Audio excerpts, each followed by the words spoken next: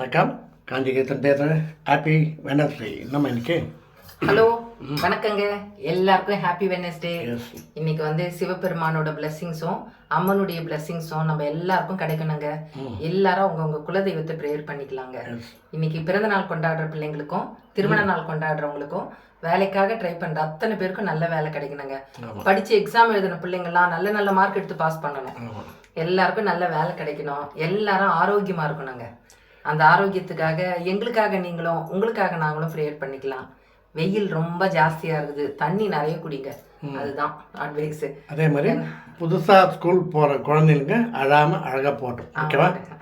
அதே மாதிரி கல்யாண வரன் தர அனைவருக்கும் நல்ல வரணம் அமைட்டும். ஸ்வீட் நம்ம இன்னைக்கு வந்து சாஃப்ட் மல்லிப்பூ இட்லிங்க. சரிம்மா. செய்துட்டு பாம்பே சட்னி, பருப்பு டால். பருப்பு டால் அதான் இது பாம்பே சட்னின்னு சொல்லுவோம். இதுவா? பாம்பே சட்னி வேற. பருப்பு டால் செய்து நல்லா லிக்விடாக தண்ணியாக இருக்கணும், அப்போ தான் இது சரி. அதனால தான் எனக்கு கொஞ்சம் தண்ணியாக தான் வச்சேன். கொஞ்சம் பெருங்காயம் பூண்டு சீரகம் போட்டு வேக வச்சு நல்லா நைஸாக கடைஞ்சி திட்டமான அளவுக்கு தண்ணி ஊற்றிங்க. இன்னைக்கு வந்து எங்கள் வீட்டில் முள்ளாங்கி கத்திரிக்காய் சாம்பாருங்க. சூப்பர் சாம்பார், முள்ளாங்கி கத்திரிக்காய் சாம்பார் வச்சுட்டு அது வந்து கார சாரமாக முட்டை வறுத்து வச்சுருக்கேன். இங்கே பாருங்க,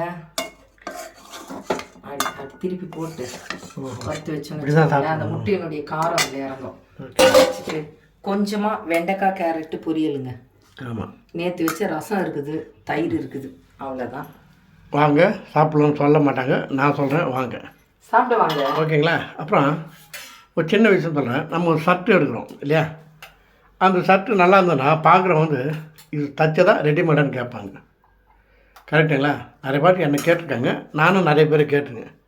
ரெடிமேட் ஷர்ட்டாக இருந்தாலும் அது தச்ச ஷர்ட்டு தானுங்க இல்லை? அதுதான் இன்றைக்கி நான் வந்து என் குட் மார்னிங்கில் வச்சுருக்கேன்.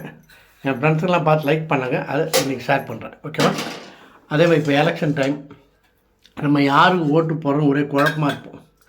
சரி, போன வாட்டி போட்டதுக்கு வேணாம், இந்த வாட்டி வேறு யாருக்குனா ஒருத்தர் போடலாம் அப்படின்னு யோசனை பண்ணும்போது அது வேணாம், புதுசாக வராங்களே அவனுக்கு போடுவோமே அப்படின்னு யோசனை வரும். புதுசாக வரவங்களுக்கு ஒன்றுமே தெரியாது, என்னத்துக்கு அதை வேஸ்ட் பண்ணுவானே, பழைய ஆளுக்கே போடுவோம் அப்படின்னு வரும். பழைய ஆளுக்கு போடுறத விட பேசாமல் நோட்டாவுக்கு போட்டுடலாம் அப்படின்னு, நோட்டாவுக்கு போட்டு ஏன் வேஸ்ட் பண்ணிட்டு ஏதோ ஒரு ஆளுக்கு போடலாமே அப்படின்னு மறுபடியும் யோசனை பண்ணுவோம். சிந்திச்சு செயல்படுங்க. அதாவது எலெக்ஷன் டைமில் மைண்டு வந்து நம்மளுக்கு இப்படி தான் போயிட்டே இருக்கும். அது எலெக்ஷன் டைமில் என்ன நம்மளுக்கு ஸ்பார்க்கில் வருதோ டப்புன்னு போட்ட வேண்டியது தான். ஓகேவா? இது கொஞ்சம் ஜாலியாக எடுத்துக்கலாம்.